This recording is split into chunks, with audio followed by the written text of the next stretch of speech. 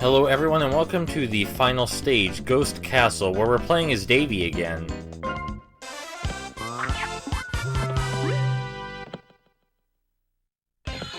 So we're gonna go talk to Mr. Rabbit as usual, but before we do any of the platforming in this level, there is a secret over to our right, one that we can only get if we have at least 50 crowns, which shouldn't be too hard. The rabbit doesn't really say anything of note, not about the level or anything really. He's just, hey, there are ghosts here, which you might have been able to guess from it being called Ghost Castle. I'll talk about the level itself in a bit. The sequel to this game had a lot more hidden rooms than just one, but we only get the one here. That's okay, because it's really adorable.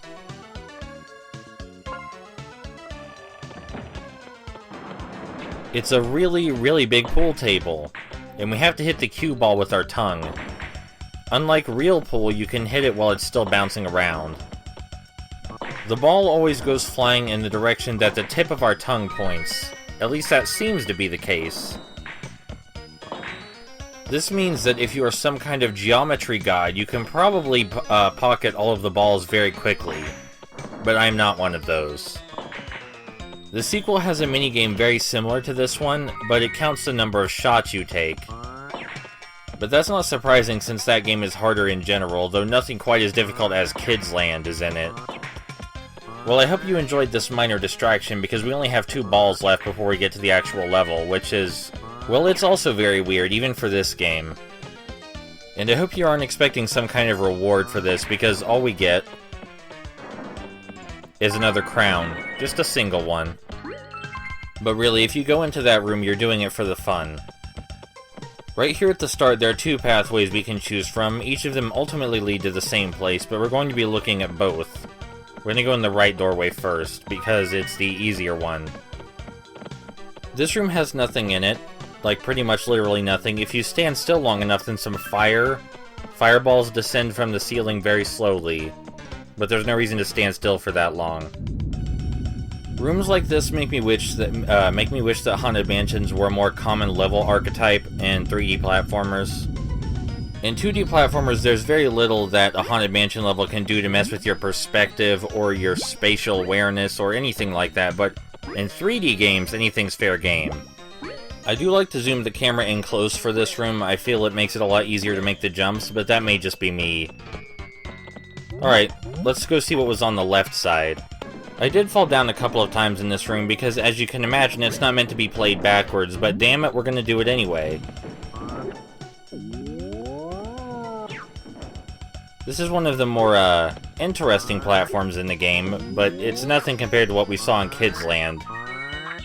Really, if anything, it's a watered-down version of what we saw there. And here's the other room on the left side. There's a crown in the fireplace that we can just squeeze in to get. And I'll see you back at those, what were those, moving shoes? The shoes are one of the least intimidating obstacles in the entire game. They just hop up and down the steps. They're very easy to avoid, and if you get hit, it's because you're being careless. Like that. But you're only gonna get hit once either way, so it doesn't really matter. This is one of my favorite rooms. The walls and floor constantly rotate, and you have to get used to the texture and slant of each wall, especially the one with the holes in it. This tiled floor is the one we want, because without it we won't be able to reach the platform on the other side, so we just need to stay alive until it comes back around, which shouldn't be too hard. There we go. It's still one of the more interesting rooms in the level. This room shoots fire at you that obsessively homes in on you. Think of those red ants from Antland, except a lot more aggressive. The only real advice I have is to never slow down or else you're gonna get hit. In this room we get surrounded by haunted, swirling utensils. And we have to shoot the right mirror in order to break them and progress forward. I don't know what determines which of those mirrors is the right one. I've never been able to figure that out. In this room, lighting the candles with this living fire makes platforms appear. The platforms take a very long time to vanish, and they're very close together, so the danger of falling down is almost non-existent. This level is the one with all the gimmicks, in case you haven't noticed yet. The rest of the levels are focused on exploring your mechanics. This one's just, let's see how much weird stuff we can throw at them. And you might think that's a bit out of pace with the rest of the game, but I would disagree. They may not be exploring your mechanics on a fundamental level anymore, but they are still exploring them in the sense that they're always finding new things for you to do with them. And it's always a good sign when a game never runs out of ideas to play with its mechanics. Or when some of them run out of ideas, they just introduce new mechanics instead. In this room, there are giant walls of these living fires, and they jump when we do, so we can't jump over them. Our only option is to clear a path. Thankfully, clearing a path is very easy. For some reason, that room gave me a whole lot of trouble as a child. And here's that same room again. It's not even any more difficult this time around.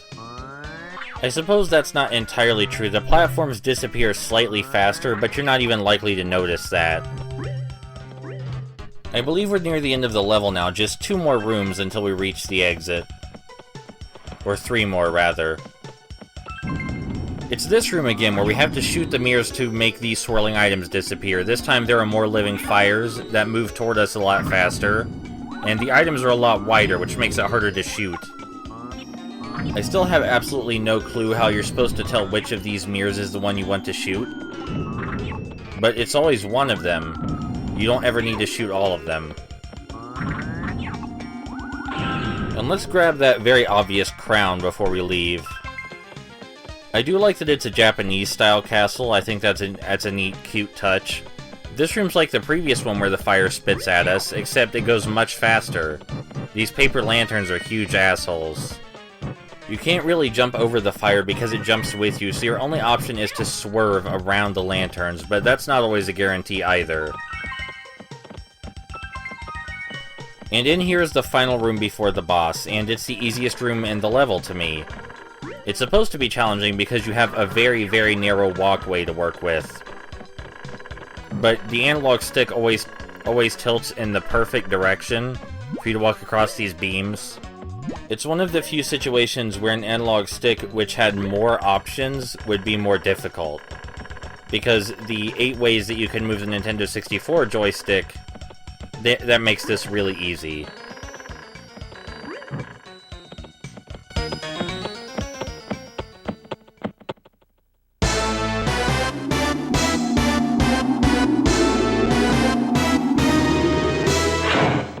I like this boss. It's a samurai fashioned out of items in someone's attic.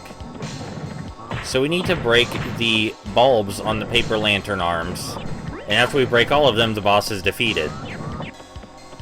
The only attack it has, aside from sending those snake arms at us, is this one.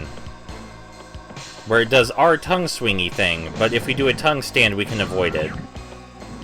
It's really a very easy boss, all things considered, but then most of the bosses were easy, and I think we're almost done here. Just 2 more bulbs on the left arm, and that'll be, right arm, and that'll be it for the game.